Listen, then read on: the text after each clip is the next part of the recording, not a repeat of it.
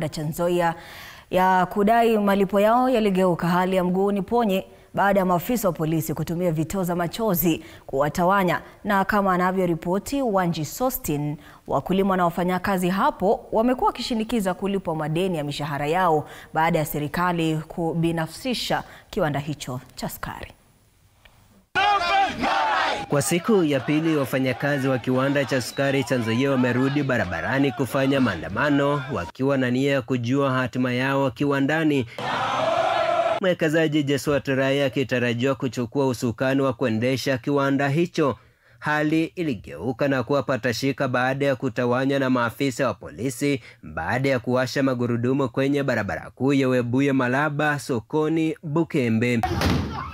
Wakizungumza na wanahabari, wameapa kuendelea kushinikiza serikali kuwalipa haki yao ya mshahara wanaodai wa muda wa miezi 28 ambao umefikia shilingi bilioni 2.3. Hiwa sisi tulileta kwa amani, kampuni ya Nzoia kashaka kwa amani, lakini kudai ni machozi mwanzo.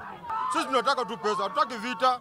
Mkataba ya leasing ilisema wanalipa watu ndio raia achukue Nzoia. Wamewasuta maafisa wa polisi kwa kutibua haki yao ya maandamano, wakisema kuwa haja yao ni kulipwa kabla ya kuruhusu uongozi mpya wa kampuni hiyo. Wametusahau, sasa wanatupia matia kasi, polisi wamekuja, wanasuia sisi kudai pesa zetu.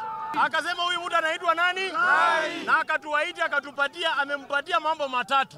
Moja ikiwa ni kuhama Kenya, ingine ikawa mbinguni ama aende mbinguni. Tunauliza president, hatutaki kuungana na wale watu wanasema wewe ni muongo. Nini kitu gani imebadilika ikakubadilisha ukasema ya kwamba Rai akuje Nzoia apatie wafanyikazi mshahara wa mwezi moja alafu amuondokee? Utupatie pesa yetu, Rai aingie.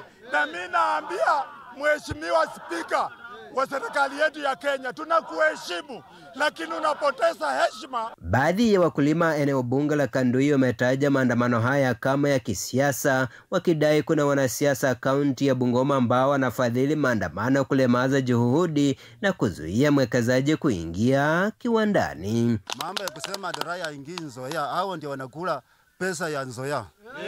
Bridgoni yeye ni mkulima, huwa anapeleka miwa yake katika West Kenya. Kwa nini anasuia na West Kenya ndio Rai? Mheshimiwa Eugene, maneno yanaongea mambo ya Nzoia, ati anapeleka kesi kotini, akome kabisa. Tunakwambia umetuchosha Mheshimiwa Omunyinyi. Baki kwa kawa, sisi hatukutaki. Kama wakulima tuko na msimamo. Ni shinikizo za wakulima na wafanyikazi wa kiwanda cha Nzoia wakishikilia msimamo kuwa kamwe hawataruhusu mwekezaji mpya iwapo malipo yao hayataweza kulipwa, huku wakitoa wito kwa viongozi kuingilia kati.